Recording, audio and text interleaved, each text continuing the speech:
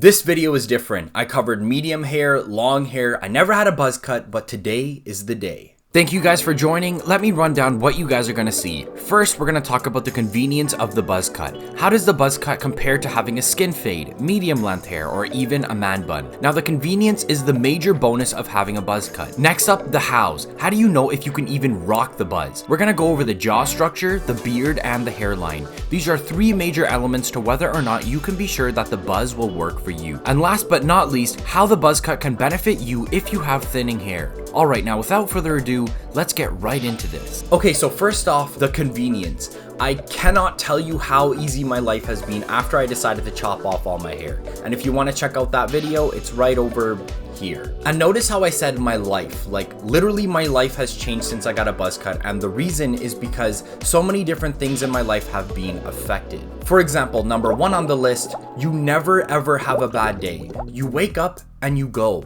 That's it. The length of the hair is too short to even be stuck in a certain way, and all you need to do, if that, is just comb your hair down. And I don't even comb my hair, I just get up and go. Now, second on the list of convenience are the showers. Whether you have medium length hair or long hair like I had before the buzz cut, shampooing and conditioning are always a process. For one, you gotta use a lot more shampoo than if you had a buzz cut. My showers now are literally, and I'm not lying, 3 times faster than what they were before. All I do is I rub the shampoo into my head for a couple seconds and then I wash it out in less time. Now the drying is literally as simple as patting the towel on your head for 2 seconds rather than having to wrap it all up like I did before. Now if you're like me, you're always hair conscious. You're always thinking about what your hair looks like throughout the day, making sure to fix it up whenever you can, and if it gets ruined, a part of your mood gets ruined as well. That brings up the third factor of convenience. You never ever have to fix up your hair. This is it. You don't have to fix this up for the rest of the day or even the week. I don't pay attention to my hair anymore because I know it looks good and it won't be changed by high winds or the rain. Okay, now here's the final one.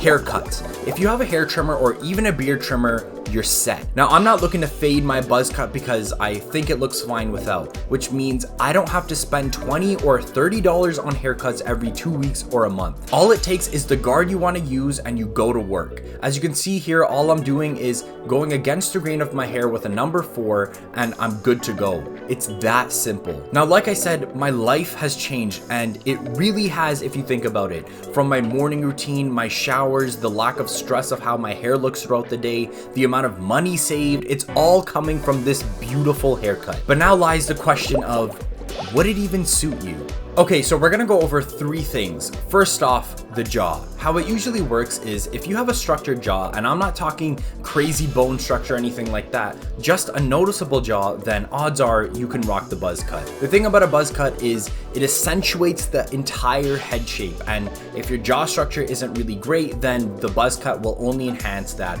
poorness. So if you have a lack of structure, meaning you have a very round face with not a very prominent jaw, then the chances the buzz cut won't look very good on you are a little higher. But don't worry, if you're like me, a guy who doesn't have good jaw structure but has a beard, you may be in luck because the beard allows you to shape your jaw to whatever shape you need it to be. I have a round face with lack of structure, but thanks to genetics, I was able to grow myself a nice beard. I was able to trim my beard in a way that allows me to manipulate my face to look like that I actually have a jaw when I don't. I would also recommend checking out this video to see how it's done in detail. Now, you also don't need a beard like this to be able to create that jaw. I know a lot of people don't like chin straps or those neck beards, but if you have enough beard to manage that, you can still create a better jawline using those styles, giving the buzz cut a better chance. Now, aside from the jaw and beard, there's one thing that is also pretty major. The hairline. So I do have a receded hairline, but that's not even the issue. My hairline is receding on the corners, but if the majority of your hairline is set on the area where your head is already curving, like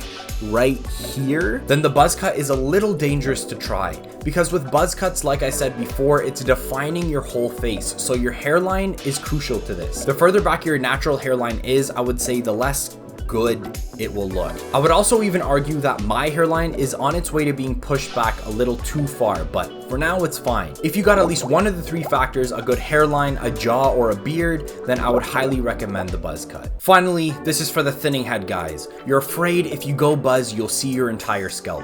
The thing about a buzz cut is it actually makes your head look a lot thicker. Now, the weight of longer hair can show the scalp much more as your hair falls in different ways. I remember with my long hair, I'd have to part it in different ways, and with my medium length hair, I'd have to style it in different ways to hide my scalp. Now with the buzz cut, your hair just looks a lot thicker, but if you want to go the extra mile, you can use hair fibers. With that said, I want to introduce Thickfiber, this video sponsor. For my buzz cut, I don't have any specific areas where I want to apply, but rather all over my head, so I'll be using the shaker. I shake lightly all over my hair to cover up that thinning. Now, you don't want to overdo it, so I make sure to apply just until the area is covered. For my hairline, I'll use the applicator while making sure I pump the fibers a couple inches away from my hairline to ensure even coatage. The applicator is perfect to get those areas which require a little more accuracy. Once the fibers are in, I pat them lightly with my hands to make sure it holds, and then I add any hairspray to secure the deal. It's leak proof and comes out with ease when you shampoo. Now check this difference out.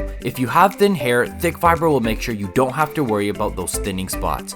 I'll leave a link of the products in the description box down below. And that's it guys. I know there's so many of you watching this who are still questioning whether or not you should be getting the buzz cut. If you got either a good jaw structure or a beard to make it look like you do, or a good hairline, I recommend the buzz cut. And if you don't have any of the three, I would still recommend it, because as long as you like it, it doesn't matter what other people think, and the benefits and convenience are just too great. With that said, I want to thank you all for watching, and thank you Thickfiber for sponsoring this video. If you want to see more content like this, as well as interesting vlogs, hit that subscribe button and notification bell. Also, if you guys got the time, I would like to hear about your hair journey and thoughts about getting a buzz cut for yourself.